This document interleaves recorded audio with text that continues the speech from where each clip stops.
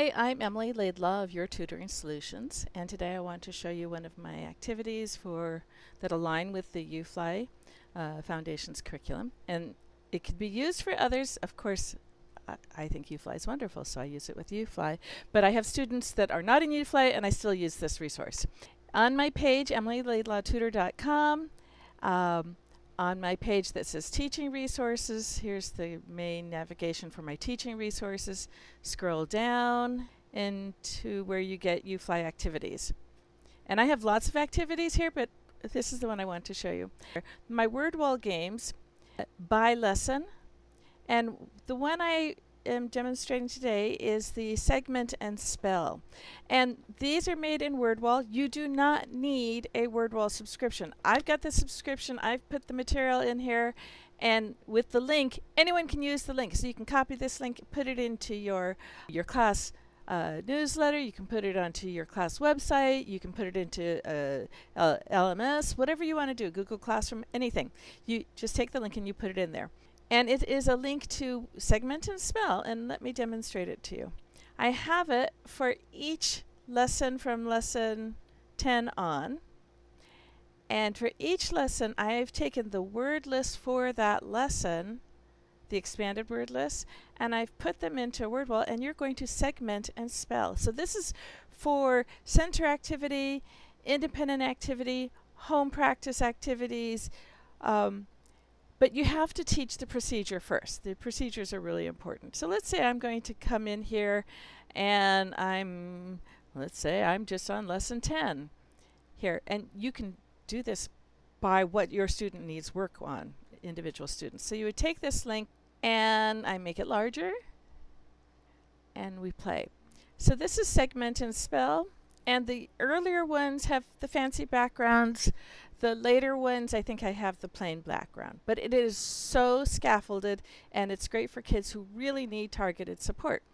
So I don't know that you're going to hear this. Okay, it says mat, and my student will repeat the word, mat, and then they have to segment it. T. And once they've segmented it, they can pull the letters. T. Mat. And I ask them to say the word, segment it, pull the letters, and repeat the word. So tap, say the word. Now we're going to segment it. T, a, p. Now we're going to pull the letters and say it again. T, a, p. Tap. It takes the expanded word list for that lesson, randomizes it, so every day the order is different. And you just do as many as you want. Like there are 17 words in this lesson, and you might tell your kids, I want you to do 8 of them, or I want you to get up to the score of 50. It is for targeted practice. So they are having to practice repeating the word, segmenting. And then when they pull the letters and say the sound as they pull the letter, that's reinforcing the letter sound. And then I ask them to repeat the word, and presumably they are seeing it, and in their brain, even if they're remembering it, they're seeing the written form of it. So eventually they will see that they're blending it as well, going through the whole process. So repeat the word, segment the word, pull the letters, identifying the letter sounds, blend it back together. And it is for every lesson. If I go back to my site here, so I can have one student that needs to practice the j, and one student that needs more practice on the w, or whatever it is, and you can tell them this is what you're going to do.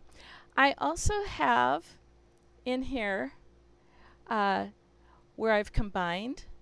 So after they've done the 35 through 41, I have a generic CVCC, so taking all of those and putting them all together so they can practice all of those with just the CVCCs or CCVCs. So I have these in here.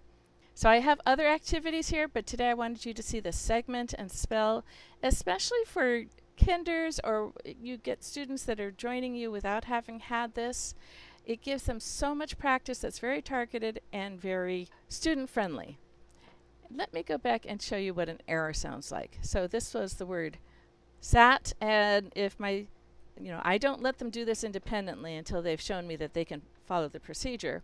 But then once it's assigned and they do it on their own, if they say sat, s, t, do you hear that? It gets that bit, but it's not a lot of big deal, and just says, oh, that's not it. So my students know that if they get an error, they are to repeat the word again, segment it again, and then pull the letters. So I hope that's helpful for you. I find it helpful for my students.